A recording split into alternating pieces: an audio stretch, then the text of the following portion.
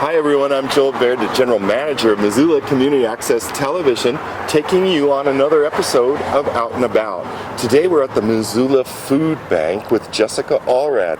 Jessica, thanks so much for being on the show. Thanks for your interest. Thanks for coming by to see our new building. Yeah, this is amazing. We're at 1720 Wyoming Street, just a few blocks off of Russell. So what a lot of people don't know about our building on 3rd Street is that we were actually operating out of 4 different buildings at that point. We had 2 off-site warehouses, we had an administrative building, then all of our operations went out of that tiny little store on 3rd Street. It's about an 8,000 square foot to 23,000 square foot transition. Yes. But lots of new spaces that we'll go through today. Yeah, that's great. So come along with us. We're going to show you the new food bank.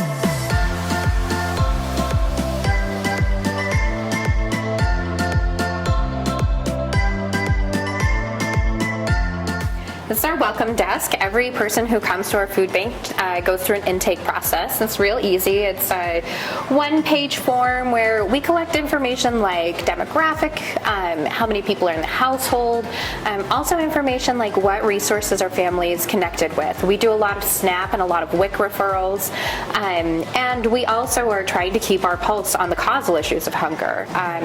Last year we served 1 in 6 people in Missoula County, wow, at least one time. Which just shows the precariousness of how lucky we are, right? Yeah. To be able to have a food bank that can address that need. We can only do it with the support of this community, but also the seriousness of the issue of food insecurity in our community. I think that oftentimes when I say the words 1 in 6, it takes you aback because these are our neighbors. So this is our waiting room. In our old facility, what was one of the pieces that we were really needing to address was that oftentimes it was standing room only. Right.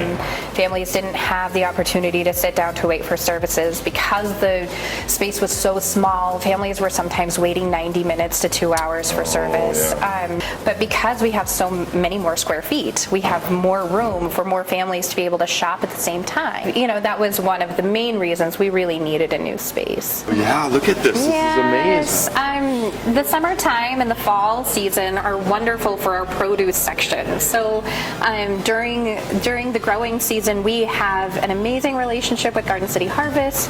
We do food rescue from the farmers markets. We have lots of vendors down at the farmers markets who donate their excess produce after the market is over.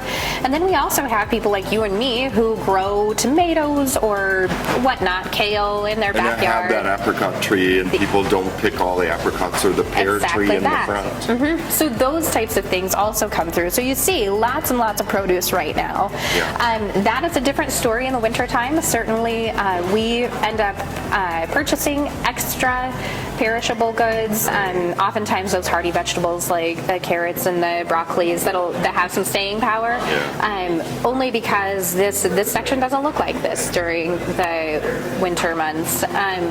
Families, when they come in, they get a shopping cart. We are a choice model pantry where depending on how many household members I have, I'm able to choose the foods that are best suited for my family, right? So if my kiddo prefers corn to green beans, I get to choose 2 cans of green beans as opposed to just getting handed a box of food where things may not be as useful. An example I can give is if there's a peanut allergy in the household, and being able to either substitute or just being able to work around that kind of thing in a choice model, where in a box model that doesn't happen. Right. We do purchase milk, so we get a couple of deliveries of milk. It's kind of one of those nutritional necessities that we have decided, our board a long time ago, kind of authorized us to send every single household out of here with a half gallon of milk at least. So, right, and that's what it says, 1 milk total all household. That's right, which is something that we can make cereal with. If parents aren't in the house, kiddos can easily make a bowl of cereal. Trying to make sure that food is accessible to every person who might need it. And this is repack food, so we buy things in bulk. Yeah. And this is cereal that'll go out in our Kids Empower Pack program. So every weekend around the city of Missoula and in some rural communities as well, we have Lolo and Bonner, where children might not be going home to nutritious meals over the weekend. kiddos are referred by adults in the schools, so counselors, teachers, people who observe that these children are coming back on Monday morning without the food that they need to be successful.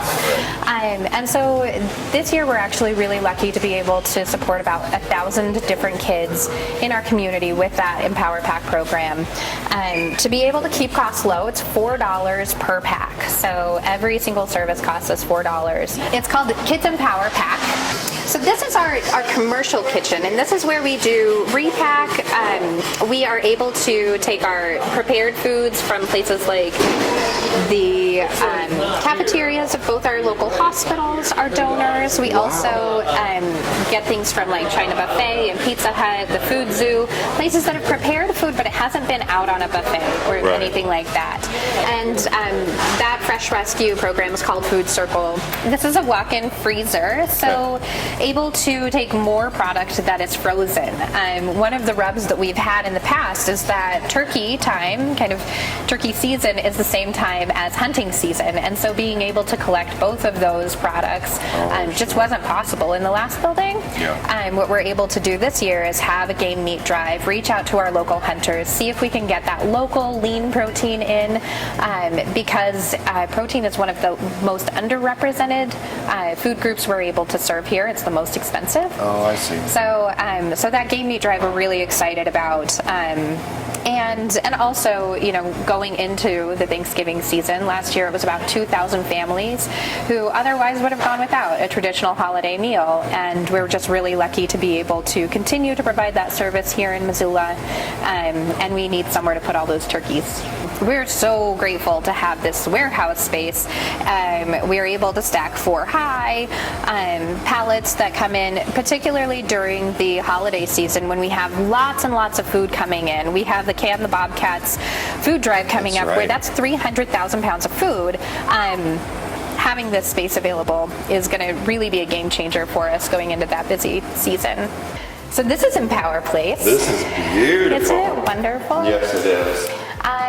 Empower Place is a collective impact project with Missoula Food Bank, Spectrum Discovery Area, and then Missoula Public Library. It's 1 part community center, 1 part science museum, 1 part library. The special thing about Empower Place, though, is that it is open during all of our open hours, but you don't have to be using our services to be here. So lots of different community families, groups come and use this space. Beautiful. This is the Bill and Rosemary Gallagher Learning Kitchen, and we are so proud of this space. It is also a conference room, and so lots of different groups in the community come in and they use it either for conferencing, they use it for cooking classes. Oh, are you saying if a group that's like a nonprofit, civic group, whatever, wants to book this space for their board meetings, they could? That's right. Depending on availability, right? Yeah, and of course. So we've got, like I said, we've got tons of super diverse groups coming in here. So I think what is so important about the work we do at Missoula Food Bank is that it really is, we are a community center, but the people who are coming through our doors are our neighbors.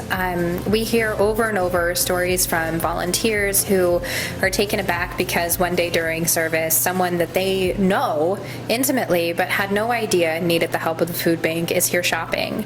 I think that it's really easy to think about hunger and the issues of poverty in a way that is us and them, and really who we're talking about is members of our community, people who are in our workforce and kids who are in our schools. And so that's certainly a message that we try every day to communicate with our community, and are really lucky to get the support that we do from this community.